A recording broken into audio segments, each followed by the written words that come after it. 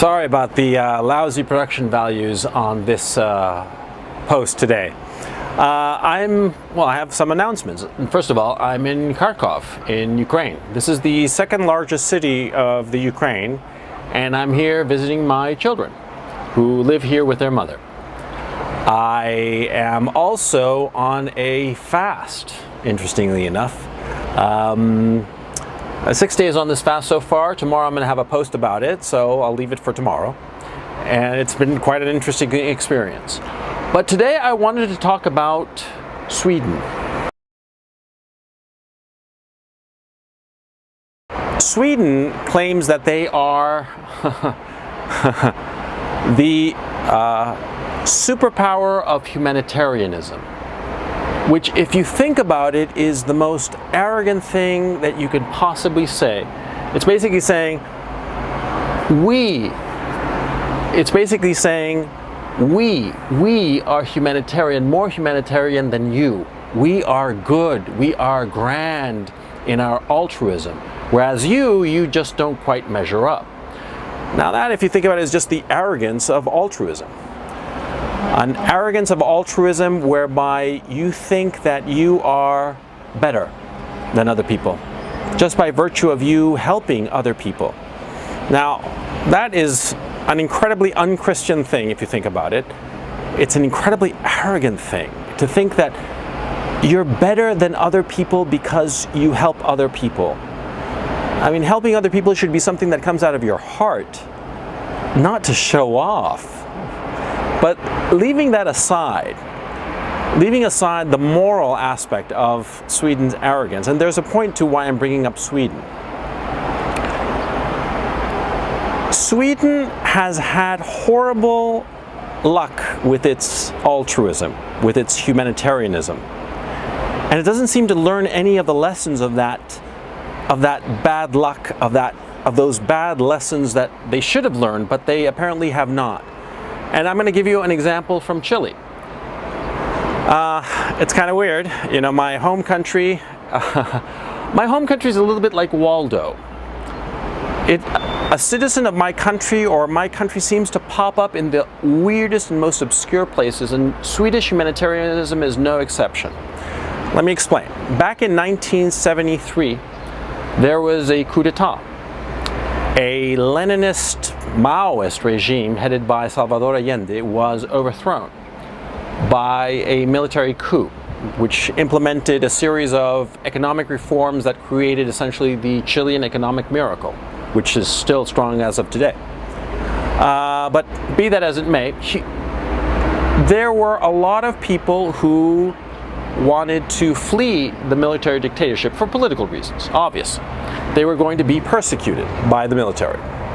And these people sought humanitarian aid, they sought asylum in different places. And Sweden, of all countries, basically instituted an open-door policy in terms of refugees from Chile.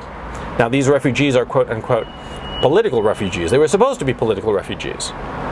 But Sweden advertised its asylum and its benefits so forcefully that it wound up attracting criminals. I mean, a whole criminal underclass emigrated from Chile and went to Sweden because Sweden was promising them benefits, housing, an allowance, lessons in Swedish, blah, blah, blah, all sorts of benefits that were just too good to pass up. And so a lot of people took them up on this offer. They said, sure, I'll go to Sweden, you know, not because they were being persecuted by the military dictatorship, but just because it was just a great deal, especially for poor people, especially for extremely poor people and criminals, a lot of criminals. Now, the Pinochet dictatorship was more than happy to let these people go to Sweden. Now, do keep in mind that in Chile there were never closed borders. You could come and go as you please. You could not enter the country if you had been exiled for political reasons. And that was a relatively small group of, I don't know the figures offhand, but I'd guess around between 5,000 and 10,000 people out of a country of, at that time, about 10 million people. 9 million people at that time. But anyway, this criminal underclass emigrated to Sweden. And they proceeded to wreak havoc in Sweden, and it was hilarious. Now, these people, the Swedes, they welcomed these people, these criminals, with open arms, and they took them at their word that they were political refugees, when in point of fact, they were not. The military dictatorship had no interest in them in terms of politics, certainly in terms of their criminality. They're just larceny and petty theft and the usual. Because in every country in the world, in every society on earth, there's always been a criminal underclass. And that criminal underclass tends to be rather stable. But that's another issue. The issue here is that the Swedes took them all in, and of course, these criminal elements wreaked havoc on Sweden. There is an apocryphal story that goes around in Chile. I mean, in Chile, it was funny, except when you actually go to Sweden. Because when you go to Sweden, you're worried that they're going to look at you funny. Because, of course, there's this apocryphal story that in a supermarket, some Chilean, it's always a friend of a friend, who saw a sign in a Swedish supermarket saying, if you see a Chilean stealing, leave him alone, it's their culture. Which is just absurd, but it goes to show what the Swedes are willing to do. Now, this apocryphal story, I'm sure it actually happened at some point. Most apocryphal stories do happen at one point or another. But my point is, the Swedes allowed this Chilean criminal underclass to blossom in their country. And they didn't do much about them. They didn't put them in prison for their crimes that they committed in Sweden, of course. They didn't try to reform them. They just let them be. That sign, it's an apocryphal story, but I tend to think that it's true because of the word culture. Because of understanding that the Swedes believed that these criminals had a culture of criminality that came from Chile, and that, you had to let them be. Now, of course, in Chile, people are amused and horrified because, of course, Chile is a very law-abiding country. In point of fact, I would argue one of the most law-abiding, if not the most law-abiding country in Latin America, which is why it tends to be a focus of finance and trade, because everybody knows that their money is safe, everybody knows that it's a relatively stable and secure and safe country. But the Swedes looked at these criminals' culture and just decided to let them be. They didn't have any kind of a debate in terms of changing them, in terms of having these immigrants toe the Swedish line. They couldn't set a line. Now, the Swedes were idiotic to allow all these people to go into Sweden. There were several thousand. I don't know the numbers offhand. They're disputed. Something like 11 to 15,000 in the first wave. There were subsequent waves. And they left for economic reasons, though they claimed to the Swedes that they were leaving for political reasons, leaving Chile, that is. There was a wave in '73. Then there was another wave in the 81-82 financial crisis.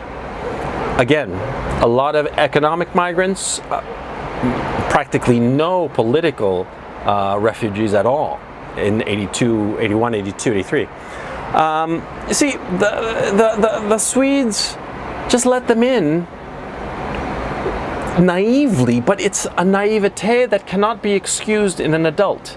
In a teenager, maybe, but not in an adult. Not in a sovereign government. Now, these Swedes, of course, have gotten a very nasty lesson with the Syrian refugees, but, and here's what's interesting, in Sweden, as many people have commented, there is what is known as the corridor. It is basically a very narrow corridor, hallway, of what you can talk about. And there are a lot of subjects that cannot be talked about. There are a lot of journalists have talked about how Swedes cannot in public refer to specific contentious, controversial topics such as immigrant migration and how they're going to be paid for, etc. Now, Sweden is a classic example, is the sine qua non example of a country that has bought its own humanitarian bullshit. Now, all of us want to help our fellow human beings. It's a natural instinct. We see suffering and we want to alleviate it. You see some stranger that you've never met before, and his car is wrecked by a tree, and you go to help him, and you call for help, and you comfort him while the ambulance arrives. It's perfectly normal. You see somebody whose house burns down, and you say, come live at my place for a while until you're back on your feet. This is a perfectly natural and wonderful quality that human beings have. We are able to escape our bonds of tribalism in order to help the other who is in need, who is in obvious need. And it's a wonderful thing, but there are limits. You have to have limits. Now, the humanitarian superpower of Sweden arrogantly, in their arrogance, decided that they had no limits. And now something like 10% of their population, the equivalent of 10% of their population, have migrated to them. Muslims who do not know the Swedish culture, do not know Western culture, have no interest in Swedish or Western culture, and in point of fact, many of them have an ideology that aims to destroy the West. And Swedes just welcome them with open arms and are not doing anything, and because of the corridor, they are not talking about this problem that will destroy them. There's no question about it. These immigrants, these migrants, I'm sure most of them are law-abiding, decent people, but these people, these immigrants to Sweden, will eat them alive. Swedes will be a minority in their own country. And we're seeing this throughout Europe. In Germany, in France, in Belgium. Belgium, people don't talk about Belgium, but Belgium is something worth talking about. That place is a fucking disaster. Now, of course, they're not talking about this when they should, because it's good and fine to help your fellow human being, but you have to know your limits, and you have to allow open discourse and discuss these topics. You cannot simply say, we can do it, as Angela Merkel said. Because you can't. Nobody can. Nobody can solve all the suffering in humanity. Leo Tolstoy, the great humanitarian, son of a bitch in the offing, and great novelist to boot, he said that humanitarianism has a limit, and you cannot alleviate all of the suffering of all the world. It is simply impossible for any one person or one people to do that.